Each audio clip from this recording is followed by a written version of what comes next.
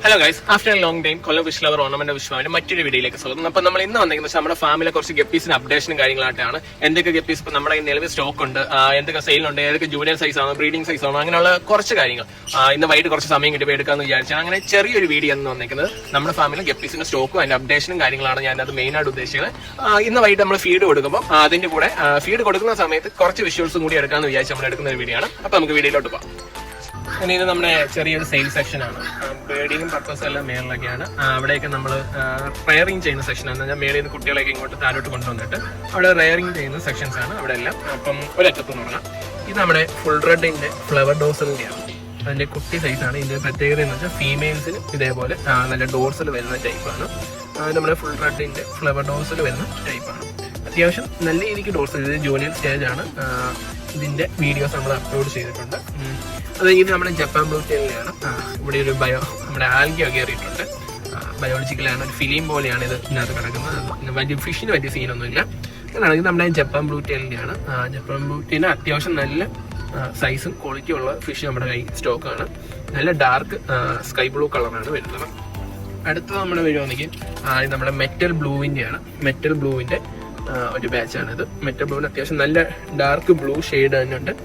ഇന്ന് എന്തോ ഈവനിങ് ആയപ്പോൾ സൂര്യൻ്റെ വലിയ അഭാവമാണ്, അതുകൊണ്ട് ബ്ലൂ ഷെയ്ഡ് അതിനകത്തുനിന്ന് കാണാൻ നമുക്ക് വലുതായിട്ട് ക്യാമറ വരുന്നില്ല. സംഭവം എന്ന് വെച്ചാൽ അത്യാവശ്യം ബ്ലൂ ഹെഡും വരും, ഒരു ക്യാപ്പ് പോലെയും വരും, ഒരു ചെറിയൊരു ബ്ലൂ ഷെയ്ഡും കൂടി വരുന്നത് മെറ്റലിൻ്റെയാണിത്. ഇത് നമ്മുടെ ബ്ലൂ കോയിയുടെയാണ്. ബ്ലൂ കോയിയുടെ ഇതാണ് അതിൻ്റെ സോളോയും വരുന്നുണ്ട്, നോർമലും കിടപ്പുണ്ട്. ബ്ലൂ കോയി എന്ന് വെച്ചാൽ നമ്മുടെ കോയി ടെക്സിലൂടെ തന്നെ ബ്ലൂ ടെക്സിലോ എന്നും പറയാം, ബ്ലൂ കോയി എന്നാണ് ഇതിന് പറയുന്നത്. അത് കഴിഞ്ഞ് നമ്മുടെ യെല്ലോ പിങ്കു ആണ്. നമ്മുടെ വൈറ്റ് ടെയിൽ യെല്ലോ പിങ്കുവിൻ്റെയാണ് ഈ കിടക്കുന്നത്. നല്ല അത്യാവശ്യം നല്ല ഡാർക്ക് യെല്ലോ ഷെയ്ഡ് തന്നെ വരുന്നതാണ്. അതെല്ലാം ജൂനിയർ സ്റ്റേജ് ആണ്, ഒന്നും ഓവർ സ്റ്റേജ് ആയിട്ടുള്ള സൈസ് ഇല്ല.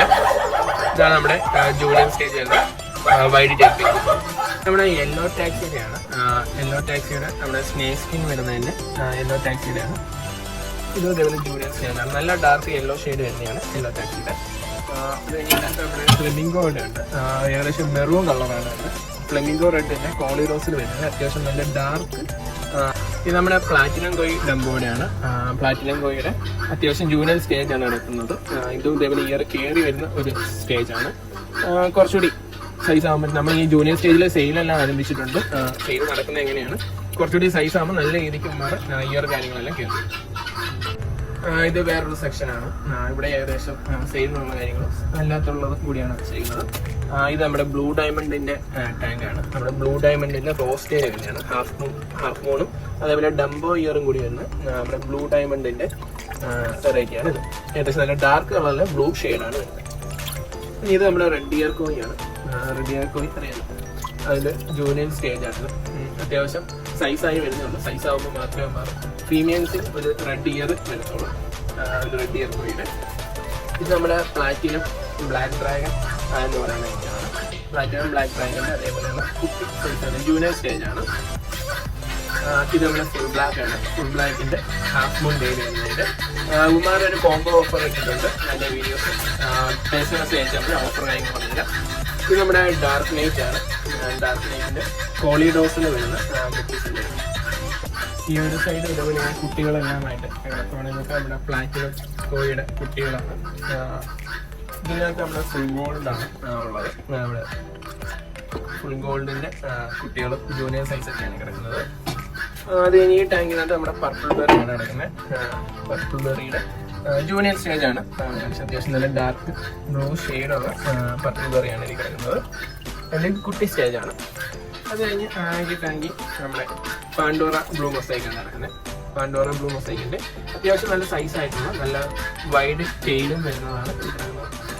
അത്യാവശ്യം അഡൽട്ട് സ്റ്റേജ് തന്നെയാണ് പാൻഡോറ. കുറച്ച് വേറെ ഉള്ളു, ബാക്കിയെല്ലാം സെയിലായി.